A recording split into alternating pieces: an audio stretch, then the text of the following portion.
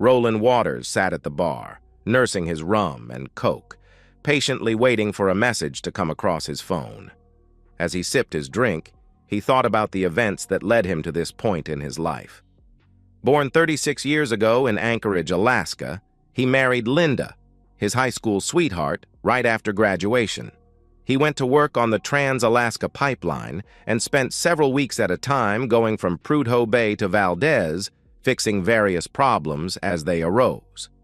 He came home one day after spending a grueling 6 weeks on the road to find his wife in bed with not one but two of his former classmates. After protestations that it really didn't mean anything and it was only intimacy, he divorced her and joined the Army to get as far away from the situation as he could. He eventually met and married his second wife, Melissa, while stationed at Fort Bliss, Texas. He thought he had hit the jackpot, but learned just the opposite after returning from a 12-month deployment to Iraq. He found her having intimacy with another soldier on the base and divorced her. That marriage lasted a little less than 2 years, about the same time as his marriage to Linda. He threw himself into his work and became the best soldier he could. He had one job: kill the enemy, and he became damn good at it. After his stint in the Army, he was recruited as a freelancer, working for various interests in places like Africa and the Middle East. He also worked in Myanmar, helping an ethnic minority against a brutal regime. In short, he had become a soldier of fortune, a mercenary, and a highly paid and sought-out one at that. His ruthlessness, efficiency, and brutality in the field were just a few of the things that attracted potential clients. Part of what set Roland apart from the other contractors was the fact that he chose his clients with care. He refused to work for anyone who dealt with drugs or human trafficking, for example. Several times he took lower-paying jobs simply because he agreed with his benefactor's cause. Another thing that set him apart from the others was his choice of weapon. While others opted for more modern hardware, he used an old World War II vintage Thompson submachine gun, or SMG, that he bought from a somewhat shady character who claimed it had been used by another mercenary in the Congo War of the 1960s. "Legend has it Patty Hearst bought this gun after she heard it," the man said. Roland called bull on that claim. He was familiar with the old song. Still, the weapon seemed to call out to him, and it felt good in his hands. It was almost as if they were made to be together. The weapon was in excellent shape and came complete with 2 large magazines and a drum that held 100.45 caliber ACP pistol rounds. It only had an effective firing range of about 150 meters, but the trench broom, as it had been called, was deadly, and it suited him just fine. He especially liked that it was designed to be fired from the hip. It cost him a pretty penny, to be sure, but it was deadly at close range and very reliable. After a decade of working as a mercenary, he tired of the constant fighting and came back home, hoping to put his past behind him and start a family. He became a freelance consultant for a private security company and settled down. He met his current wife, Susan, at a social event where he had been hired to organize security. Susan was an attorney for the firm of Freeman and Douglas. He literally bumped into her at the event as she was making her way to the bar. He caught her as she stumbled, preventing her from falling to the hard floor. He thought nothing of it at the time, but Susan was instantly taken with the tall, quiet, and well-built man with the ragged scar across his face. They spent a lot of time talking that night and began dating. He was very careful not to reveal too much of his background, only telling her that he worked overseas as a contractor after his 4-year stint in the Army. He became very creative when she asked about the scars that dotted his body. And he certainly never told her about his secret overseas accounts. He had already been burned twice and wasn't about to go through that again. They fell in love and married a year after they first met. And Roland thought he had finally found his one true soulmate. At first, things were great between the two. They enjoyed each other's bodies several times a week, and they got along well. Sure, they had their disagreements, like every married couple does, but they worked through them. They were even talking about having children and bought a 2-story, 3-bedroom house in a nice suburban neighborhood. Then, things started going off the rails. Susan began spending more time at the office working on various cases and going out for drinks with the girls and other co-workers. This raised a few red flags, but then came the summer party her firm put on. He went with Susan as he always did, but he knew there would be problems the instant he walked in. Susan introduced him to her co-workers as she always did, but then she introduced him to the newest attorney in the firm, Michael Van Owen. For a moment, Roland experienced a bout of déjà vu.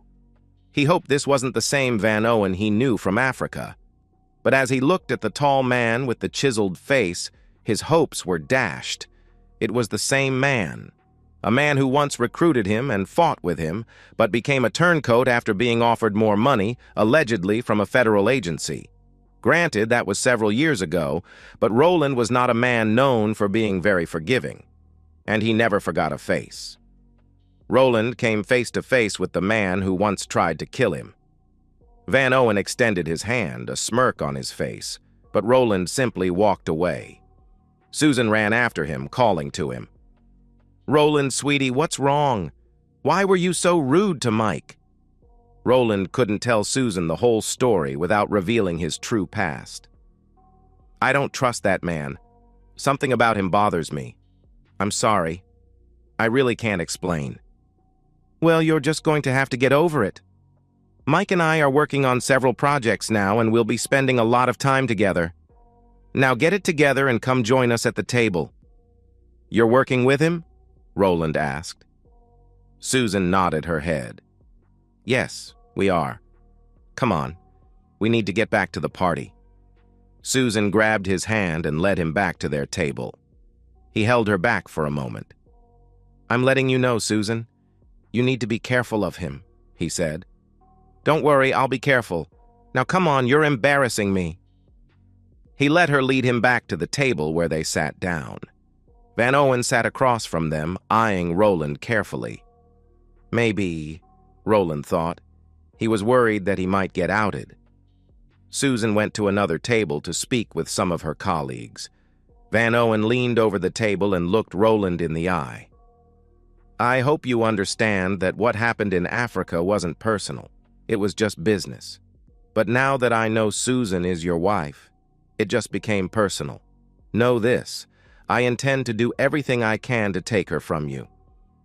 I should have hunted you down like the dog you are and killed you back in Africa," Roland said. "And I'm warning you, if you have intimacy with my wife, I will kill you."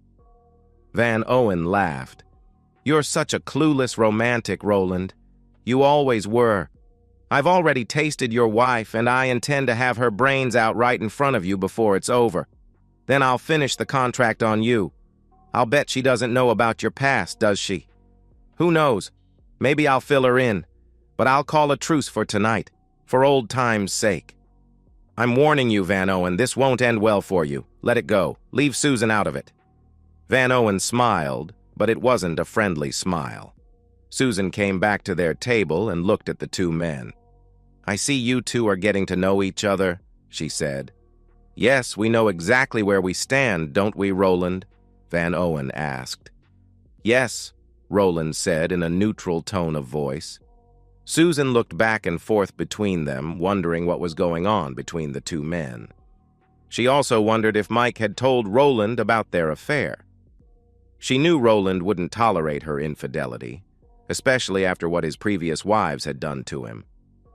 She sat down next to her husband, and the three of them ate their meals, Roland and Van Owen watching each other carefully the whole time. Susan felt as though she could cut the tension between them with a knife. After the meal and the obligatory speeches, Susan grabbed Roland's hand and dragged him to the dance floor. Roland held her tight, feeling her body close to his. Normally, he relished her closeness, but not this time. As they danced, he kept a close eye on Van Owen, who was also watching them. "What's going on, Roland? You feel tense, like a coiled snake. Talk to me." "How well do you know Van Owen?" he asked. "We've been working together on some projects. Why?" "You didn't answer my question. How well do you know him?" "What do you mean?" she asked. You know what I mean. Have you slept with him? She looked at him, shocked. Of course not. How could you ask such a thing? Let me rephrase that. Have you had intimacy with him? Her body flinched slightly after he asked, giving him his answer. I see. How long has it been going on? Roland, it doesn't mean anything, she replied. It means everything to me, Susan. You know what I've been through, and you know how I feel about infidelity. I won't stand for it. Tell me, dear wife, what do you know about your lover? Not much, she said. Roland noticed that she didn't deny the affair. He came to work for us about 6 months ago. He supposedly did contract work for a federal agency. Why? He's dangerous, and if you want to have any kind of a future with me, you'd better end it with him ASAP. She looked at him, wondering what was going through his mind. Is that a threat? She asked. I don't make threats. It's a warning, and you'd better take heed. Otherwise, it won't end well. What do you mean? She asked. Just trust me. It won't end well. For you, for him, and for us. You're scaring me, Roland, she said. You'd better be scared, he said. What aren't you telling me, Roland? What's going on? Really? She asked. I can't tell you. You'll just have to trust me. How long has it been going on between you two? Not long, she said, a tear falling down her face. Maybe a couple months. A couple months, I see. Are you in love with him? No, I only love you, she replied. You sure have a funny way of showing it, he said. I'm sorry. I never meant to hurt you. It was just one of those things. I felt attracted to him and it just happened. Bull, Roland said calmly, causing her to flinch. You could have said no, but you didn't. Please believe me, I really do love you and I don't want to lose you. All right, then you won't have any problem ending it. Why don't you tell him to leave you alone right here and now in front of me? Okay, if that's what I have to do. It is. Let's go break it to him right now. If that's what you want, she said nervously. They walked off the dance floor and headed back to their table. Van Owen was standing, watching them approach. My wife has something she'd like to tell you, Van Owen, Roland said. Mike looked at Susan, who appeared scared. Mike, he knows. We can't see each other anymore. I'm a married woman and I want to stay that way. Van Owen nodded his head. I see, he said, looking at Roland. Well, I guess the better man won, again, he added, extending his hand. No hard feelings? Roland looked at Mike's extended hand, a frown on his face. Refusing to shake Mike's hand, he steered Susan away and led her to the exit. Are we leaving already? She asked. Yes, he said. When they got to their car, Roland surprised Susan again by inspecting the vehicle before getting inside. He even opened the trunk and the hood, looking for wires or anything else out of place. Satisfied that the car wasn't booby-trapped, he seated Susan and got inside. What was all that about? Susan asked. You can never be too careful. They rode home in silence. Roland was fuming and Susan was scared, not knowing what her husband was going to do. She hoped that her performance at the party convinced him enough to let her affair go, but she still had concerns. Looking at her husband, she suddenly didn't recognize him. It was like looking directly into the face of death itself. Are we okay? She asked, scared of what he might say. That's up to you. So long as you stay away from Van Owen, yes. In fact, I think you should resign and find another place to work. I can't do that. I'm working on some very sensitive projects right now, and if I'm successful, I might be made a partner in the firm. Roland looked at her.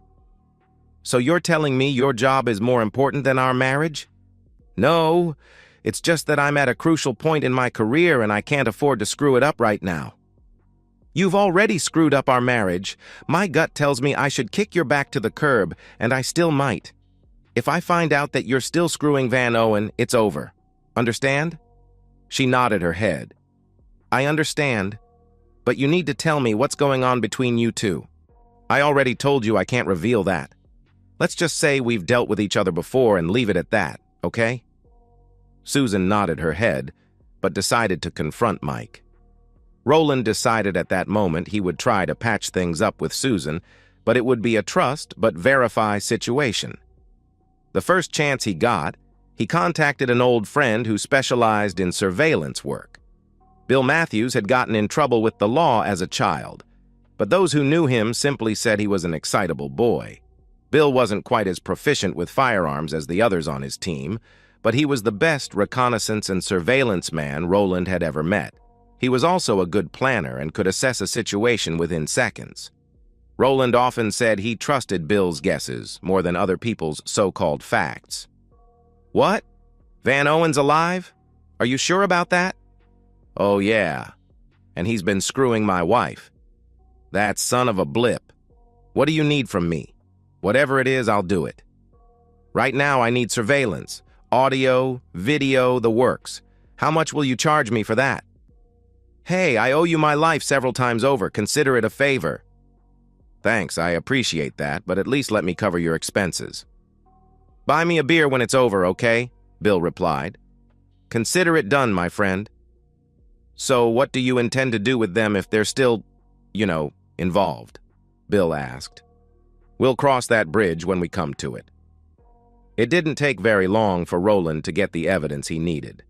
A week after speaking with Bill, he held a large manila envelope that contained pictures and a USB drive with several high-definition videos. That Friday, he sat at his kitchen table with the envelope, waiting for his wife to come home. His .45 caliber pistol also sat on the table. It was 6:30 p.m. when she opened the door and walked inside. She went into the kitchen and saw her husband sitting at the table with an envelope and a pistol in front of him.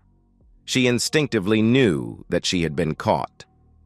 "Sit down, wife," Roland said in a neutral tone. She remained standing.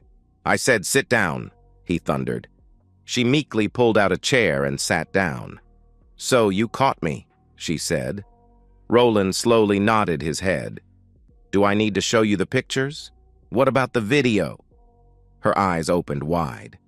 "You have video?" she asked. "Yes, in high definition. I must say, you should have become a porn star. You know what was worse than seeing you actually intimating with that piece of blip?" "No, Roland, I don't," she said quietly. "Hearing the two of you disrespect me," he said. Susan dropped her head, tears falling down her cheek. "Knock off the crying.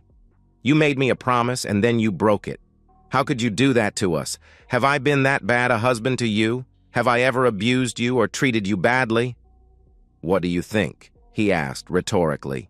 She looked at him defiant. "Know this. That would be the biggest mistake you could ever make. I know all about you now. What was it they called you? Oh yes, Roland the Heartless Thompson Gunner. How many men have you killed in your career as a mercenary? You know all that will come out in the divorce. I also know that you're wanted in several countries." Roland chuckled. If the stupid blip knew that, he thought, she would also have known how he tended to destroy his enemies. She had no idea what she was messing with.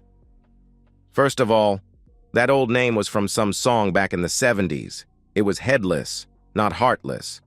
As you can see, my head is still very much attached to my body and I hail from Alaska, not Norway. Second, I've done nothing illegal. At least not in the U.S., and the governments in those other countries have changed since I was last there, and we don't have any extradition treaties with them. Well, the IRS might be very interested in your offshore accounts. You know, the ones where all your money is hiding. I'm talking about the money you haven't paid any taxes on," she answered. Roland smiled again. "If you had taken the time to look, you would have known that those old accounts were set up by your lover a long time ago, and they're empty right now, have been for years." Her face went white as he continued. "That's right. Your lover is the one who first recruited me into the business." "Oh, he didn't tell you that, did he?" "I'll bet he also didn't tell you that he was right there with me, knee-deep in all the blood and gore for years. And I'll bet he never told you about the contract he was given to kill me." "What? That can't be true." "Oh, but it is, dear wife. He came very close to killing me too. I stopped him, though, and almost killed him, but he escaped. I never saw or heard from him again until the party. Imagine my surprise to see him there." "I don't believe you," she said. "Didn't you see the scar on his inner thigh? I gave him that scar when I shot him. I was aiming for his balls, but he zigged when I thought he was going to zag. It was just a flesh wound, but I'll bet it had to hurt. By the way, did he tell you that he intends to kill me as well?" "No, it can't be true," she replied. "Oh, but it is true, dear wife. And I know that he told you because I have it all on video. I also have your response. Would you like to see it? So what are you going to do? You still planning to go with him on your little cruise? You know which one I'm talking about, the cruise you two plan to take this weekend, while telling me you have a meeting with clients out of town." "So you know about that?" she asked. "As a matter of fact, I do. I've known for a while. I even took the liberty of packing your suitcase." "How did you know?" she asked. "It doesn't matter. What matters is that I do know." He didn't tell her that Bill would be on the cruise, keeping him informed of their activities. "Mike's coming here to pick me up this evening," she said. Roland shook his head. "I don't think so. In fact, if that man shows up here, I'll kill both of you where you stand and make it look like self-defense. You'd better call him right now and make other arrangements." "You wouldn't dare!" she hissed. Roland picked up the pistol. "You really want to try me? I didn't think so. Call your lover. Now!" He cocked his pistol to drive home the point. Susan pulled out her phone and dialed.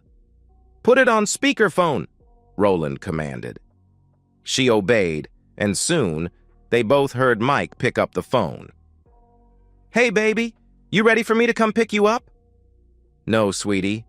I'll come to your place and we can go from there." "Aw, come on. We planned it this way." "No, sweetie," Roland roared. "She's coming to you, and I never want to see either of you again. If you step foot in my house, so help me God, I'll blow your brains out." "He means it," Susan said nervously. "Yeah, I do," Roland said. Okay, calm down. I'll stay here. Promise me you won't hurt her, Mike." "I won't hurt her so long as she leaves right now, and neither one of you cross my path ever again," Roland said. He looked at his soon-to-be ex-wife. "Call me as soon as you get there and call me as soon as you get to the airport. I'll know where you are the whole time." He turned back to the phone. "And if you double-cross me again, Van Owen, I promise I won't miss. Got it?" "I got it, Roland," he said. Roland grabbed the phone from Susan and ended the call. He handed her the phone and motioned toward the door. "Get out," he told Susan. Susan took a step in his direction while reaching for his face. Roland backed up. "Stay away from me," he said. She recoiled from his words and his tone of voice. "You've lost the right to touch me or kiss me. Just grab your blip and get the blip out." She headed for her luggage and looked back at her husband. "I'm sorry, Roland," she said. "Yeah, you are. By the way, you should know that once Van Owen is finished with you, he'll double-cross you the way he did me. And believe me, he'll have no problem killing you. I'm not saying he will. I'm just letting you know who you're dealing with. Just know that I won't be there to pick up the pieces when he dumps you." "Don't you love me anymore?" she cried. He shook his head. "No, I did once. I even gave you a second chance, something I almost never do. But then you decided to betray me. I don't associate with traitors, and that's what you are. Now go." She nodded her head and slowly walked out the door. A half-hour later, she called to let him know she was at Van Owen's condo. Another half-hour later, she called to say they were at the airport. "Goodbye, wife. Enjoy what's left of your worthless life." "What does that mean?" she asked. "You know the old saying about laying down with dogs? Just remember what I said." He ended the call and dialed Bill's number.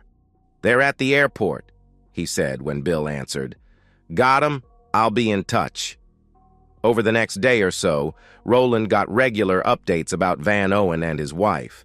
It seemed they were having a grand old time on the cruise. On the second day of their cruise, Roland went to a local bar and half-heartedly watched a game on the large television as he nursed his drink. A few people, including the bartender, tried to engage him in conversation, but quickly left him alone after he made it clear he had no desire for company. After an hour or so, his phone buzzed.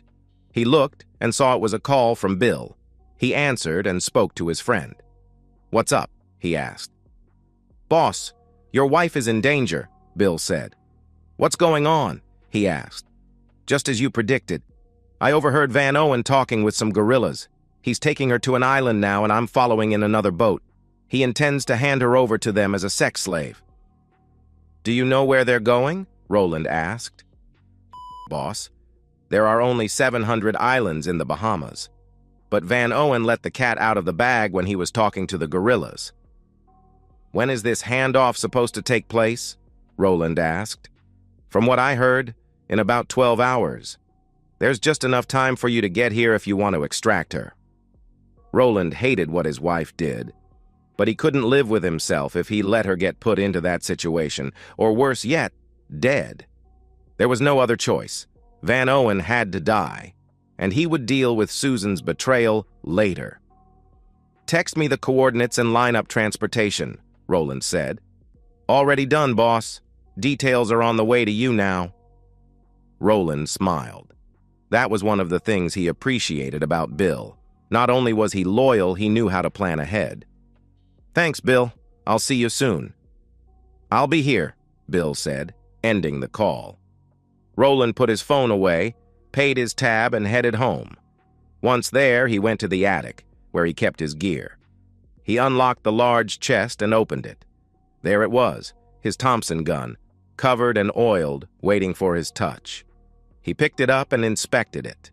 Everything was still clean, oiled, and in good order. He grabbed a loaded drum and a large magazine. He figured 130 rounds should do the trick. If not, he was sure there would be other weapons lying around if it got to that point. He grabbed the rest of his gear and dressed for work. Once done, he headed out to a small landing strip where he knew a small Lear jet was waiting for him.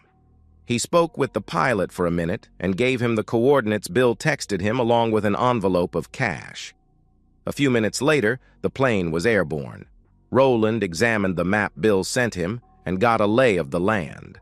Although mostly uninhabited, the small island had a landing strip that was mostly used by smugglers and guerrillas. He studied the map carefully and had a good idea of what he would do. He went into the lavatory, finished applying his camouflage paint, and donned his fighting gear. He looked at himself in the mirror before he left and mentally prepared himself for the bloody work ahead. He double-checked himself and his gear and left the lavatory. Sometime later, he looked out at the darkness and could make out the island below him. Looking carefully, he could see what appeared to be a campfire. The jet began its approach and landed on the dirt strip. After the plane slowed to a stop, he opened the door. The pilot came into the cabin and looked at his passenger. Roland looked back at him. "Wait for my signal," he told the pilot, who acknowledged him with a nod of his head. Roland stepped off the plane to find Bill running up to him. "This way," Bill said, turning back the way he came. "Can't miss it. Van Owen has a nice fire going." "Saw that," Roland said quietly. "Stupid f***. I could see it 20 miles out." They quietly worked their way through the vegetation, mostly to help keep the rounds in the drum from rattling too much, and, 10 minutes later, found themselves on the edge of the camp. Roland and Bill knelt down and looked the campsite over. Susan was naked and tied to the ground, her arms and legs spread wide. In addition to Van Owen, Roland spotted 3 guerrillas. Susan was crying and begging to be let go. "Please, Mike, don't do this. Don't I mean anything to you?" He laughed. "Yeah, you mean about $250,000 to me right now. Once the boss makes it here, we'll make the exchange. You for the other half of my bounty, and you'll be off to live your new life. And there's nothing your stupid, wimpy husband can do about it." The 3 guerrillas laughed in response. One of them stood over Susan and started unzipping his trousers. "Put that away, El Capitan wants her fresh." You know that." The gorilla zipped his pants back up, unhappy. Roland looked at Bill, who was holding his .45 caliber pistol, then consulted his watch. It was time to move. He gave Bill a hand signal, and the two moved out quietly. They approached the camp as Van Owen and the gorillas gathered around the fire. Roland motioned for Bill to stay behind him and take cover. Bill obeyed without question as Roland slowly moved into the camp. The four men heard Roland as he placed the weapon in automatic firing mode, which required two switches to be turned, one to take it off safe and another to place it in full auto mode. Without saying a word, he pulled the charging handle back, and before the gorillas could react, he unleashed several short bursts of automatic fire from the hip, sending the gorillas flying back. A couple of the gorillas managed to get some rounds off, but they missed Roland by a long shot. After the gorillas were dispatched, Roland placed the gun in his shoulder and took careful aim. Before Van Owen could react, Roland sent a 3-round burst at his head, effectively blowing it off. The whole incident took just a few seconds. Roland looked around to make sure everything was secure. That's when he noticed Susan. One of the shots fired by the gorillas managed to hit her in the side. Bill knelt over her as Roland watched. She looked up at Roland with sad eyes. "I'm sorry," she wheezed. Soon her eyes glazed over. Roland had seen enough death to know she was gone. Bill checked for a pulse and looked up at him. "She's dead, boss. Do we take her back with us?" Roland hawked up a glob of phlegm and spit on her face. He thought for a moment as he observed the sputum covering her left eye, then shook his head. "No. El Capitan is expecting to pick up a blonde. I think he should get what he paid for, don't you?" "Damn, you're cold-blooded, boss," Bill said. Roland chuckled at that. "You know it, my old friend. Come on, let's get her over to the fire. She wanted to be with Van Owen. She can burn with him, forever." They dragged her lifeless form to the fire, and Roland used the wads of cash to stoke the fire, handing one bundle of bills to his friend. "Consider it a bonus," he said as Bill pocketed the cash. They put Susan's nude body on the growing fire, followed by Van Owen and the 3 dead gorillas. "Help me police up this brass. No sense in leaving too many clues." After he and Bill collected the spent .45 caliber shell casings, they headed out to the plane. The pilot was waiting for them and took off as soon as they entered the cabin. Bill watched his old friend as the plane headed back to the States. Roland sat in a back seat looking out the window, drinking a beer while smoking a fairly expensive cigar. Bill had seen this many times before and knew better than to interrupt, at least until the first beer was finished. "Mind if I join you?" Bill asked when Roland opened his second beer. Roland handed him a beer and a cigar and motioned for him to sit. "We've been through some shit, haven't we?" Bill asked. Roland nodded his head as he looked out the window. "You know, I'm really sorry about all this." "I know, Bill. I warned her. God damn it all, I warned her this would happen. Stupid blip just wouldn't listen." "So what do we do now? You think about going back in the business?" "Nah, I'm getting too old for this shit. Too sentimental." "Sentimental? You? Sentimental? That'll be the day," Bill asked. "Yeah. You notice I didn't even cut anyone's head off?" "I noticed that," Bill said. Roland was known for decapitating his defeated enemies as a way of striking fear in the hearts of anyone who might oppose him. "I couldn't do it. Even after everything that cheating woman did, I just couldn't bring myself to do it." Bill nodded his head in understanding. "I understand, boss. I remember a time when I would have skinned her alive and played with her bones like tinker toys. Whatever you decide to do, you know I'll always have your back." Roland looked at him and raised his beer. Bill returned the gesture, touching his beer to Roland's. "I know, Bill. You always have had my back. You and I are the last of our team. You know that, right?" "Yeah, boss, I do," Bill replied. "Someone has to survive. Someone has to be around to tell the tale." "You're not going to do what I think you are you? Please don't do that," Bill asked. "No. Besides, you know old mercenaries like us never die." Yeah, they just go to hell to regroup. Roland laughed and took another drink from his beer. You got that right, he said. He didn't speak again for a couple minutes. We're going to have to put on a good act for the next few weeks, you know. Yeah, I know. Some people are going to want to know what the hell happened. But we don't know anything, do we? Roland asked. Not a goddamn thing. I'll make sure the pilot understands as well. Roland nodded his head. It's amazing how much silence money can buy, along with the threat of a bullet in the back of the head.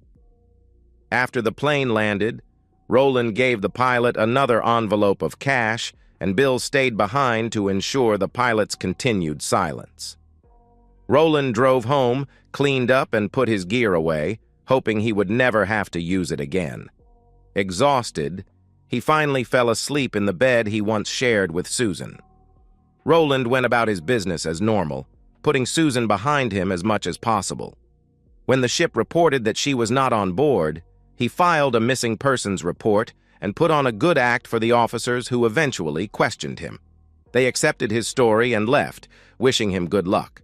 The firm she and Van Owen worked for also questioned him about their absence. He was able to put them off successfully and managed to get a few digs into them as well. Surely they knew about her fling with Van Owen, right?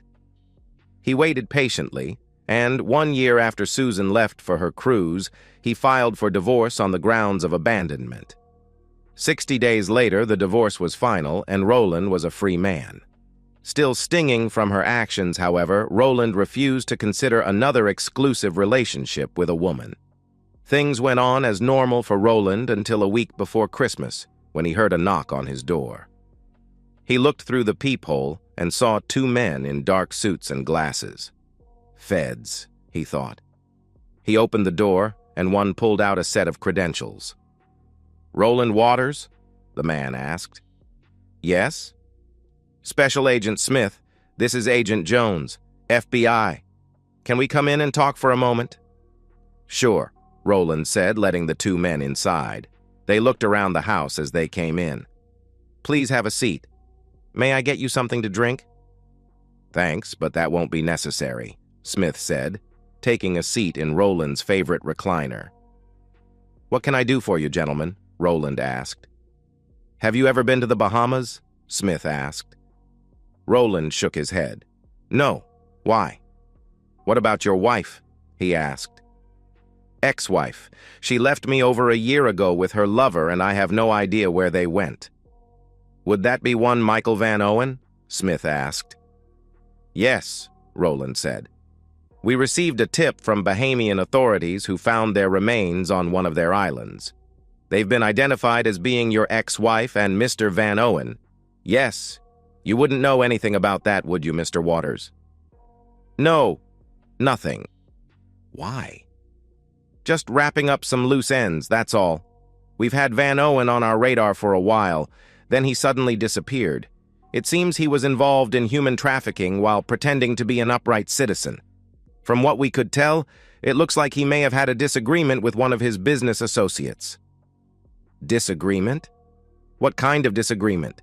And what does Susan have to do with all this? Please, Mr. Waters, don't insult our intelligence. We know all about you. You're something of a legend in certain parts of the world with your Thompson gun, you know.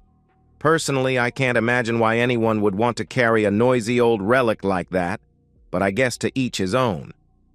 You don't believe I had anything to do with what happened to Susan, do you? Roland asked. No, your ex-wife was shot with a 9mm, not a .45. There were 4 other bodies found, including Van Owen, and they all appear to have been shot with a .45. That's a fairly common round, though, and we're pretty certain it wasn't you. And why's that? Roland asked. All the brass was policed from the area, and none of the victims were decapitated. I see, Roland replied. We just wanted to make sure you hadn't decided to go back into business. You haven't, have you? No, not back into that business. Getting too old to be out trudging through some jungle somewhere? Good, because I'd sure hate it if I had to arrest you. Yeah, me too, Roland said. Smith and Jones stood up and shook Roland's hand. That's all we have for now. If you hear anything, give me a call," he added, giving Roland a card. "Thanks, I will," Roland said. Smith nodded his head. "Merry Christmas, Mr. Waters," he said as they left. He considered calling Bill, but his friend beat him to the punch. "Hey, boss, I wanted to give you a heads up." "I know. They just left here." "They spoke to me as well. I told them nothing. They said they were just wrapping things up." "Told me the same thing." "Hey, why don't we go have a beer?" Bill agreed, and the two men met that night at a local bar. Their beers had just been placed on the table when a song began playing on the jukebox.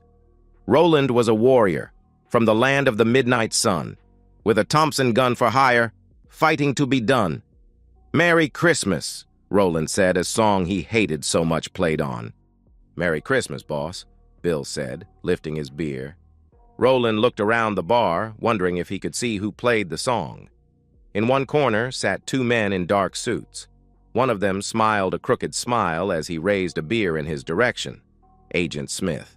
Roland smiled back as he raised a middle finger with one hand while lifting his beer in the other.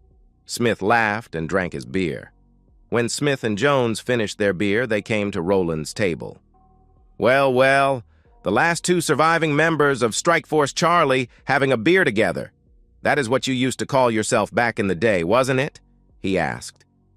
"Just two old friends sharing a beer. Nothing illegal about that, is there? It is the Christmas season after all." "Of course not," Smith said. He pulled up a chair and sat next to Roland.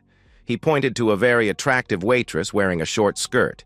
"You know, she's been checking you out ever since you two walked in here." "Yeah, so?" "Probably checking this out," he added, pointing to the scar on his face. "No, I don't think so." "What do you think?" he asked, looking up at Jones. Jones shook his head. "No, definitely not," Jones said. Smith looked back at Roland. "No, she's got the hots for you. I'm a federal agent. I can tell these things, you know. Maybe if you play your cards right, you can get a piece of that this evening. It's okay. We checked her out. Her name's Maria. She's very single, and she's not working for the Russians." Jones snickered at that. Roland understood the reference. "You're just a regular comedian, aren't you? Maybe she's working for you," Roland said. Smith shook his head. "Nah, too pretty. Trust me, she wants you. Better yet, you won't need to ask for lawyers, guns, or money if you hook up with her." He chuckled as he stood up and patted Roland's shoulder. "Keep up the good fight, Roland, and Merry Christmas." Roland laughed. "Merry Christmas to you too, Jones." "Thanks," Jones said as they walked out of the bar. Roland and Bill watched as the two agents walked out of the bar. "Well, what do you think?" Bill asked. "Just two friends having a beer," he said. His eyes wandered to the pretty young waitress. As he watched, she looked at him several times with a smile on her face. "To answer your question, though, I think I just might introduce myself to Maria." Bill laughed as he finished his beer. "You dog, I'm going home while I can still walk. You have a good evening." "I will. Talk to you later." Bill headed out of the bar, and Roland turned his gaze back to Maria. "Merry Christmas to me," he said to no one in particular, as he motioned for her to come to his table. Yes, he decided, it would be a Merry Christmas with her in his bed. And so, we've reached the end of today's story. Was it what you expected, or did it take a twist you didn't see coming? I'm curious to hear your thoughts. Share them in the comments below, and let's get a conversation going. If this story kept you hooked, make sure to hit that like button. And if you're new here or just haven't subscribed yet, now's the perfect time to join our community. I bring you fresh, captivating stories every day, so click that subscribe button and turn on notifications so you never miss out. Thanks for watching, and I'll see you in the next one.